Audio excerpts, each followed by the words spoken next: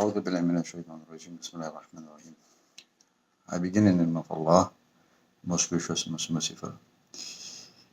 My name is Umar Abdullah. I'm the head of the Wajihatul Islamiyya, the Islamic Front, and I'm here to talk about a particular issue that took place yesterday.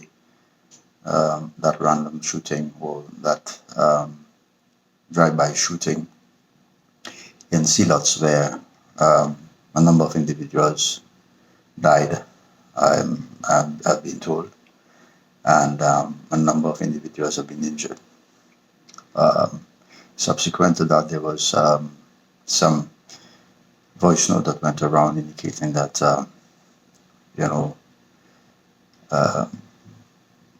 according to the voice note, Muslims were responsible for that, and that they're going to take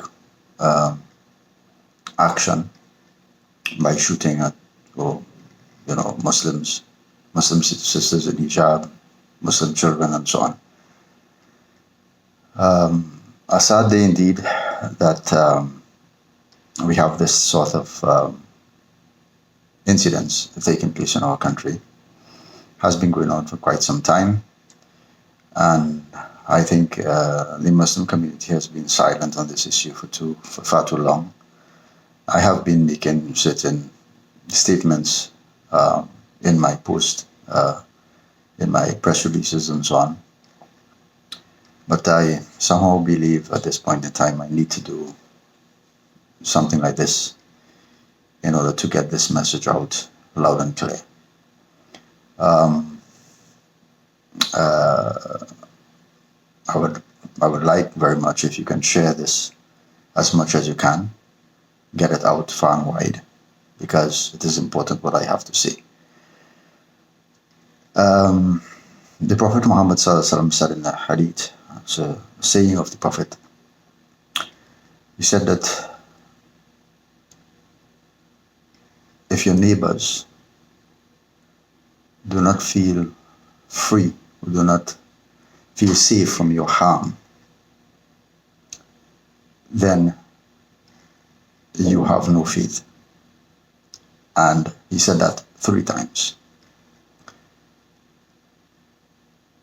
The question was then asked, what is the harm that he was speaking about? And he said, evil.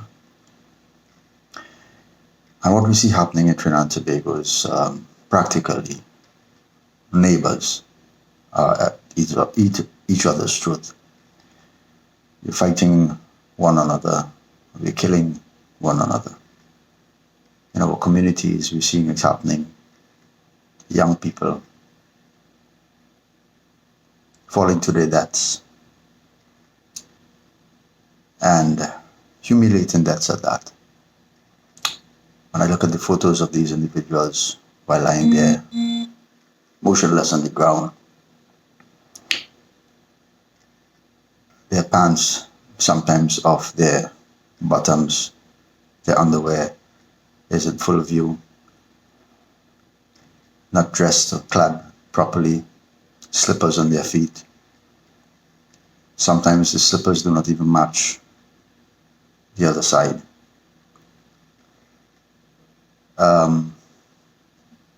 This is indeed very sad what is happening to our people here in this country.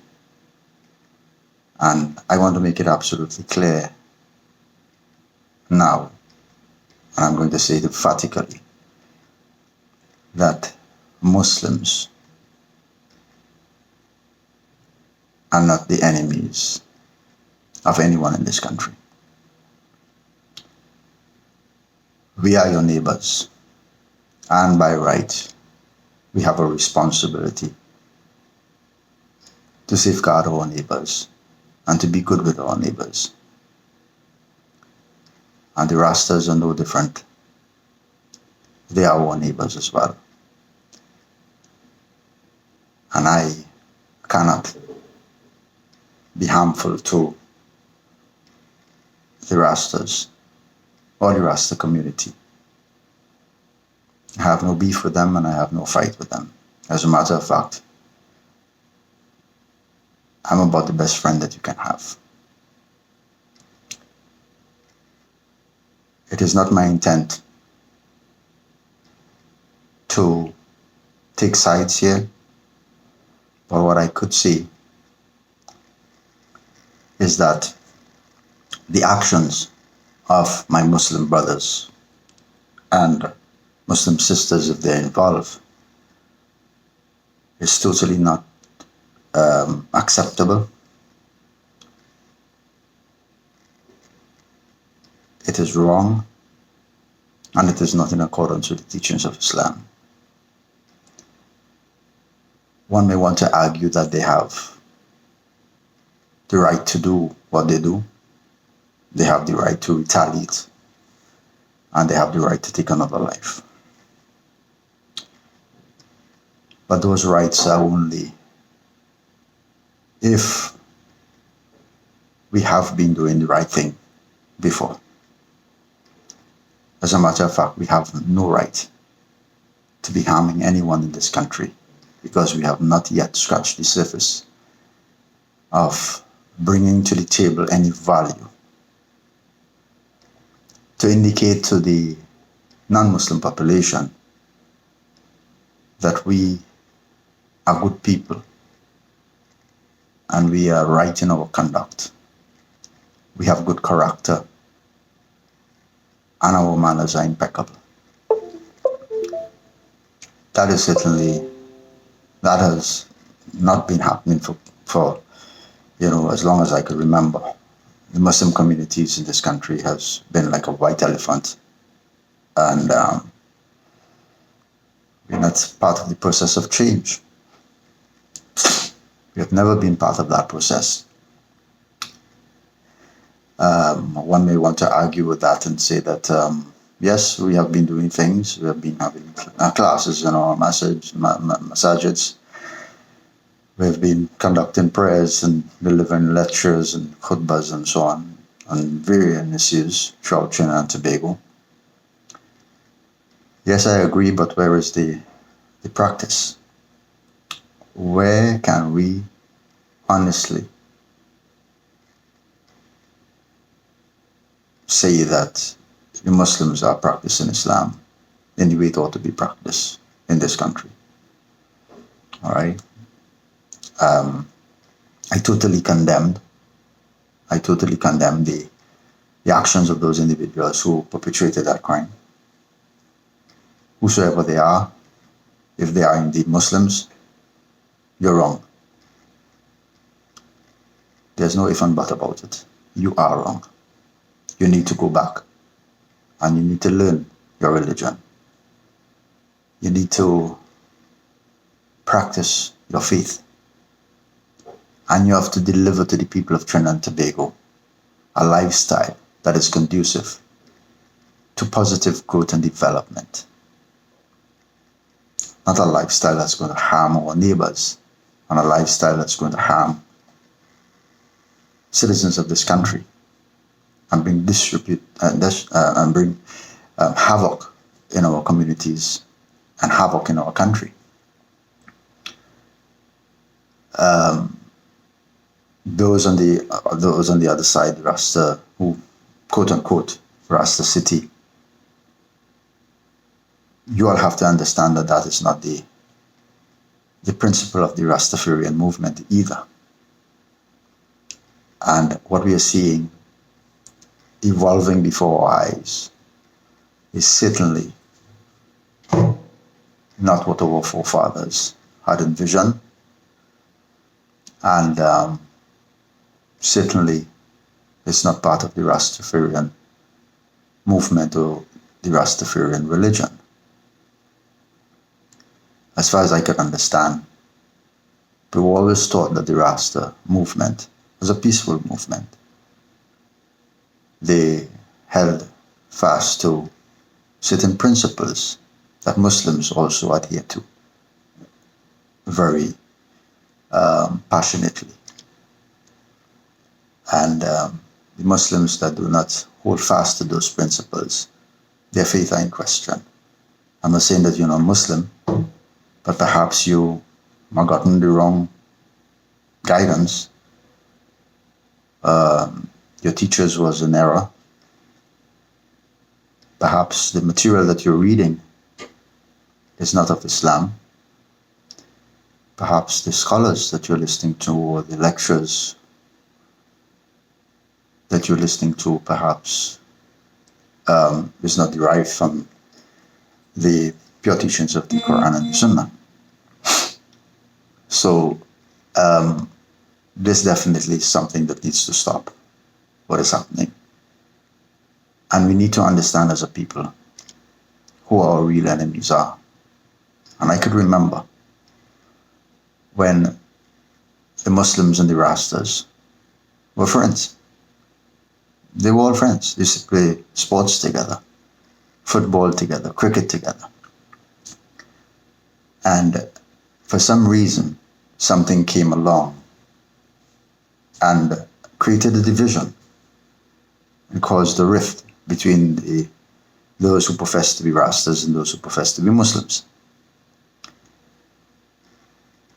And we have to understand clearly that whatever created that rift, that is what,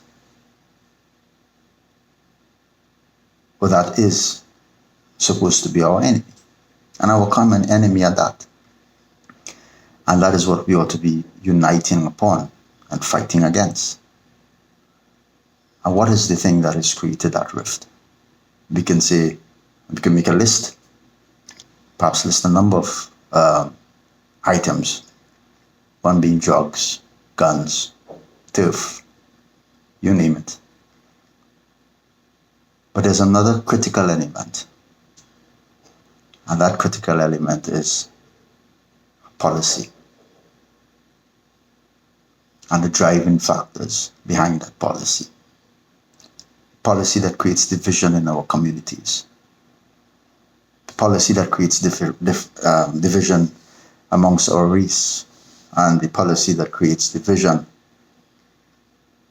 within our religion and of the different religious organizations.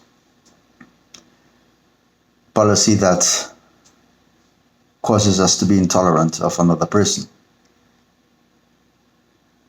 And this is what we ought to pay close attention to, and we have to unite. We have to look out for one another. We have to be each other's brothers' keepers. And we all brothers. We came from the lines of Adam, who's our father. And more recently, Abraham. And what is happening now should not be happening, not in Trinidad and Tobago. We often hear that, we are a loving nation, a loving people. We're friendly, very outgoing, despite the fact the other negatives that surround us, corruption and crime and all of that. But this is what is fueling the crime. The hatred amongst us, the differences that is being taught to us, that is being handed to us and given to us as facts. Really and truly. We can't allow this to continue to happen. And I'm calling on the people who call themselves Rasta City, and that particular individual who sent out that note about, killing Muslims and women wearing hijab and children and so on. Let's sit back and think for a moment. Who are the ones we're seeing lying on the streets? None of those individuals are wearing a jacket and a tie. None of those individuals are well-to-do, rich, powerful in any way. They wield power when they have a gun in their hands. But power against who? Is it power against the real enemy? Or power against a perceived enemy that really and truly is not your enemy?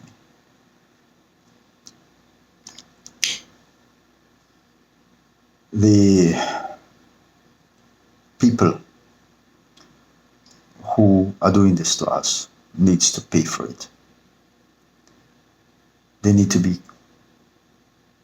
called to give an account for the crimes that they have perpetrated on the population of this country for years.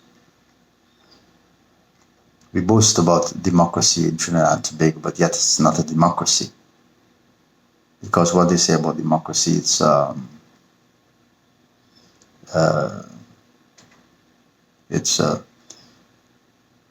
the people.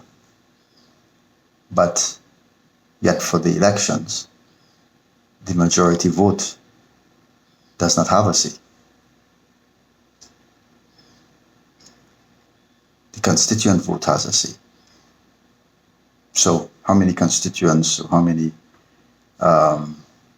seats you win, that is who goes into power.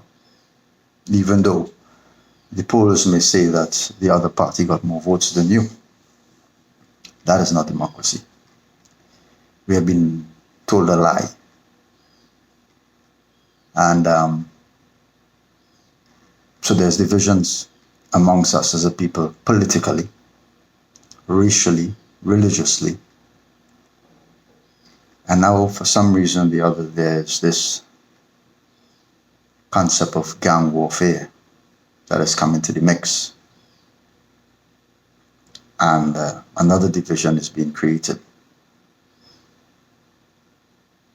And this division is responsible for a lot of the crimes in our country and a lot of the deaths of our young people. No one is empowering us. No one is giving us the legitimacy of life and a reason to live. And we have to find that reason. We have to legitimize our purpose as a people, what we're here for. Where is our final destination? And how are we going to get there? Please, this killing must stop. To the Muslims, you're wrong. You're absolutely wrong. I don't care what you say. I don't care what evidence you want to bring, or how much people you believe that the Rasta killed, and etc., etc. Have you ever asked yourself the question, the very said entity that is feeding this information, that is making you believe that this is what is happening, might be the very said institution that is perpetrating these crimes and blaming it on each other and causing you all to fight one another? Is that a possibility? I'm just asking. It's not strange in other regions, in other countries, that these things happen. It does happen. Happened right here in Trinidad. I remember once a politician, very well known at the time, claimed that he was fired upon by certain individuals who was linked to another political party. And in truth and in fact, he hired the persons to shoot up against him, to fire those shots at him. Yes, to create that atmosphere of, the other party is evil. Come on, people. I am a Muslim. And to the Rastas, I am your brother. I may not be your brother in faith, but I am your brother. I am your good neighbor, and I want to continue being your good neighbor. And I'm not fighting no war with you. The Muslim community, the larger section of the Muslim community, is not fighting any war with you. You all need to, as the saying goes, pat this down and bring an end to the violence and bring an end to the killing. Our governments, those that wield power, they are getting away with high crimes, and no one is bringing them to account for it because we're too busy looking at our young youth falling to their deaths in violent manners, in humiliating manners. And this is a distraction for what is really at play. Let us understand. We are brothers, all of us, brothers and sisters.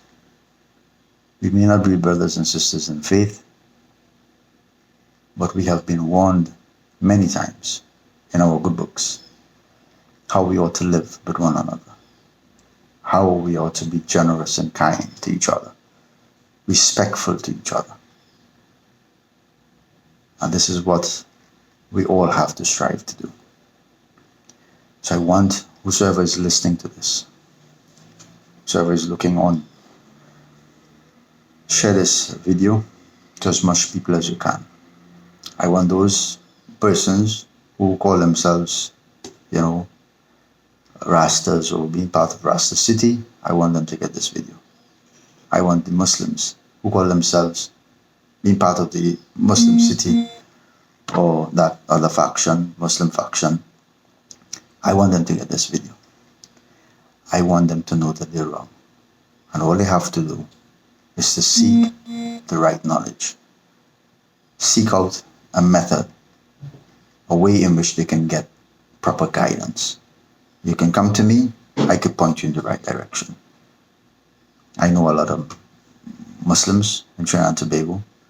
I know a lot of imams, a lot of the scholars, and a number of Islamic organizations I have a very cordial relationship with.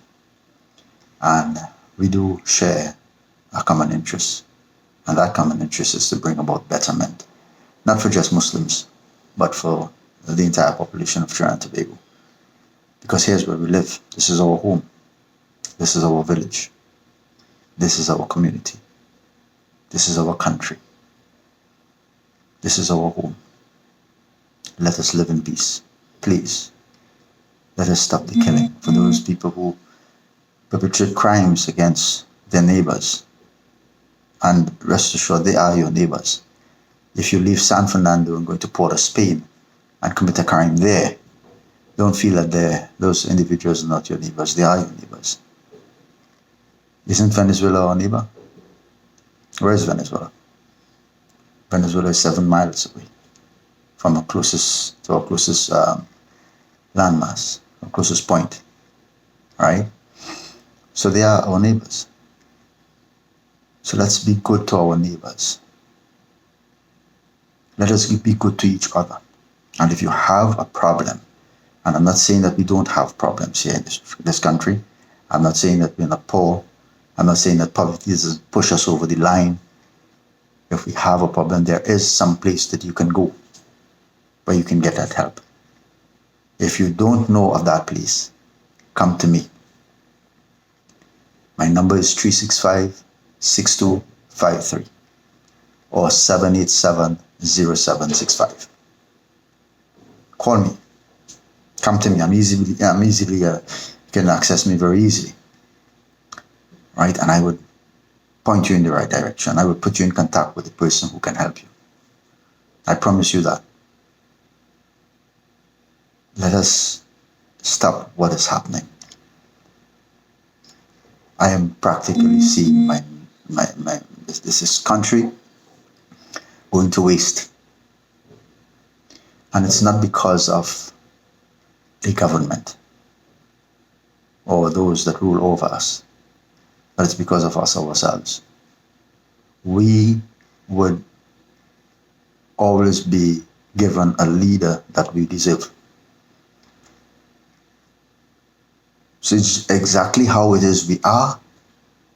Those are the leaders that we will build, that's going to rule over us. But if we demand better governance, we demand more justice and fairness, we are going to get a government, we are going to get leaders who are going to be fair and just. We are going to find ourselves in a better place. So this killing, which is just one of many that is plaguing our land, has to stop, and I'm saying it over and over again. Those who consider themselves leaders amongst their peers, leaders in their communities, those who have any authority whatsoever, call upon your members and tell them this needs to stop. I'm pretty much sure that the tools of empowerment can be placed in your hands tomorrow morning. All you have to do is to ask for it. That's all you have to do. And to ask in the right manner, in the proper manner. Don't be arrogant. Let us stop being ignorant. There's a right way to do something and a wrong way to do something. And both will yield different results. There are going to be different outcomes. So my dear Muslim brothers and sisters, if in fact that people calling themselves Muslims were responsible for that shooting there in Sealots, I want to apologize to the Rastas, or those who call themselves Rastas today, for that act, that act of violence. And I am going to try to do whatever I can do within my capacity to try and,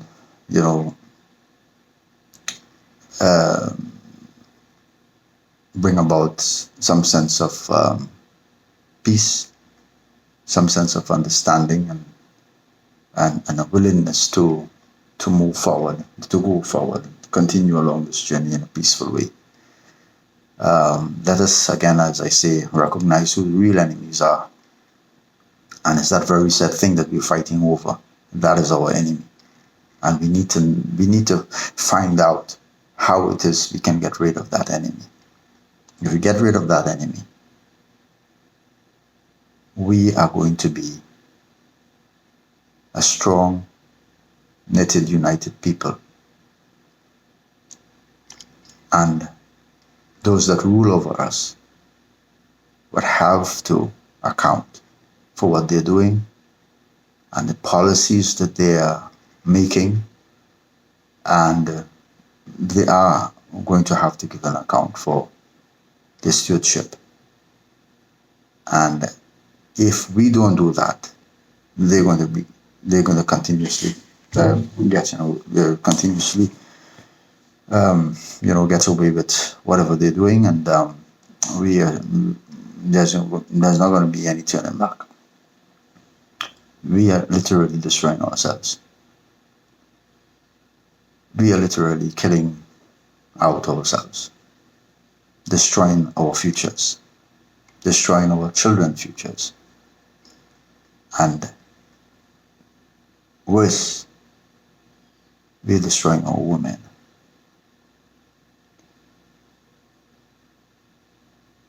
And when we destroy a woman, we will destroy the entire nation and the entire country. So please, I'm advising here that this type of,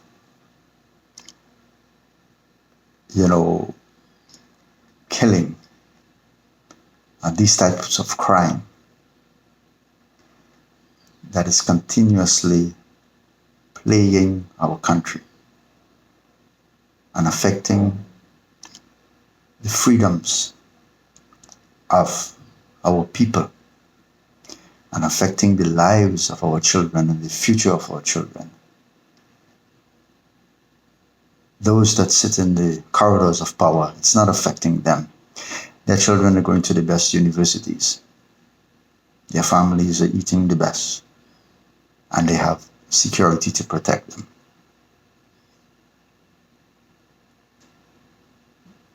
We don't have that. We don't have it. We have to earn it. And the best way to start is with ourselves. Recognize what we have been doing is wrong. Recognize the lies and recognize the deception. And then and only then can we count ourselves as important and as being viable. Thank you.